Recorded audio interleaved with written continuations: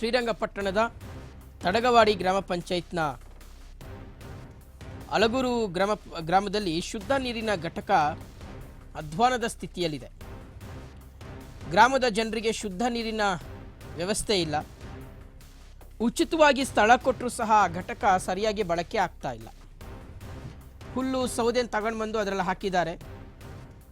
ತುಕ್ಕು ಹಿಡಿತಾ ಇದೆ ನೀರಿನ ಟ್ಯಾಂಕು. ಶುದ್ಧೀಕರಣ ಮಾಡುವಂಥ ಉಪಕರಣಗಳೇ ನಾಪತ್ತೆಯಾಗಿದೆ. ಲಕ್ಷಾಂತರ ರೂಪಾಯಿ ಬೆಲೆ ಬಾಳುವಂಥ ಘಟಕ ಪಾಳು ಬಿದ್ದಿದೆ. ಮಂಡ್ಯ ಜಿಲ್ಲಾ ಪಂಚಾಯಿತಿ ಸಿಇಒಗೆ ಇದ್ರ ಬಗ್ಗೆ ಆಸಕ್ತಿ ಇಲ್ಲ. ದೃಶ್ಯಗಳಲ್ಲಿ ನೋಡಿ, ಶುದ್ಧ ನೀರಿನ ಘಟಕ ಲಕ್ಷಾಂತರ ರೂಪಾಯಿ ವೆಚ್ಚದಲ್ಲಿ ನಿರ್ಮಾಣ ಮಾಡಿರ್ತಕ್ಕಂಥ ಶುದ್ಧ ನೀರಿನ ಘಟಕದ ಪರಿಸ್ಥಿತಿ ನೋಡಿ. ಈ ಹಿಂದೆ ನಿಮ್ಮ ಆರ್ಮ್ಯಾಕ್ಸ್ ಈ ಕುರಿತು ಬೆಳಕನ್ನು ಚೆಲ್ಲಿತ್ತು ವೀಕ್ಷಕರೇ. ರಾಜ್ಯದಾದ್ಯಂತ ಇರತಕ್ಕಂಥ ಶುದ್ಧ ನೀರಿನ ಘಟಕಗಳ ಬಗ್ಗೆ ನಾವು ವರದಿ ಮಾಡಿದ್ವಿ. ಈಗ ಆ ಸಾಲಿಗೆ ಮತ್ತೊಂದು ಸೇರ್ಪಡೆಯಾಗಿದೆ ನೋಡಿ. ಮಂಡ್ಯದ ಅಲಗೋಡು ಗ್ರಾಮದಲ್ಲಿ ಈ ರೀತಿಯಾದಂಥ ಪರಿಸ್ಥಿತಿ ಇದೆ.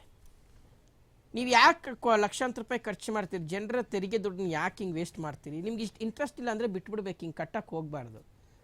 ಅದ್ರ ಮೇಲೆ ಅಷ್ಟೆಲ್ಲ ಇನ್ವೆಸ್ಟ್ಮೆಂಟ್ ಮಾಡಿ ಅದನ್ನು ಸರಿಯಾಗಿ ನೀವು ಬಳಕೆ ಮಾಡ್ಕೊಂಡಿಲ್ಲ ಅಂದರೆ ಇನ್ನೇನಕ್ಕೆ ಪ್ರಯೋಜನಕ್ಕೆ ಬಂತು ಇದು ಅಂತ ಸುಮ್ಮನೆ ದುಡ್ಡು ವೇಸ್ಟ್ ಮಾಡೋಕ್ಕೋಸ್ಕರನೇ ಇದ್ದಾರಪ್ಪ ಅಧಿಕಾರಿಗಳು. ಅಲ್ಲಿ ನೋಡಿ ಎಂಥ ಪರಿಸ್ಥಿತಿಯಲ್ಲಿದೆ ಶುದ್ಧ ನೀರಿನ ಘಟಕ. ಅದನ್ನು ಸರಿಯಾಗಿ ವ್ಯವಸ್ಥೆಯಲ್ಲಿ ಇಟ್ಟಿದ್ದಿದ್ರೆ ಜನ ಪಾಪ ಒಂದು ಹನಿ ನೀರು ಕುಡಿತಾ ಇದ್ರಾ? ಕುಡಿಯೋ ನೀರಿಗೆ ಅದು ವ್ಯವಸ್ಥೆ ಆಗ್ತಾ ಇತ್ತಾ? ಅಲಗೋಡು ಗ್ರಾಮ ಜಿಲ್ಲಾ ಯಾರಿದು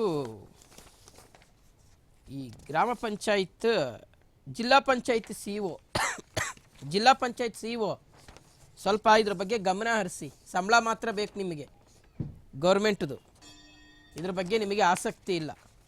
ಯಾಕಿದ್ರೆ ನಿಮ್ಮ ಕೈನಲ್ಲಿ ಆಗಿಲ್ಲ ಅಂದರೆ ರಾಜೀನಾಮೆ ಕೊಟ್ಟೋಗಿ. ಹಿಂಗೆ ಇಟ್ಕೋಬೇಡಿ. ಜನರ ತೆರಿಗೆ ದುಡ್ಡು ವೇಸ್ಟ್ ಆಗ್ತಾ ಇದೆ.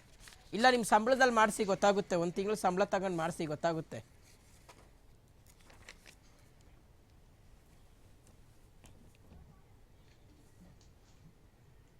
ಕಿತ್ಕೊಂಡು ಹೋಗ್ಬಿಟ್ರೆ ಯಾರು ಎತ್ಕೊಂಡೋದ್ರು? ಪಂಚಾಯತಿ ಬಿಚ್ಕೊಂಡೋದ್ರು ಸಾಮಾನುಗಳು.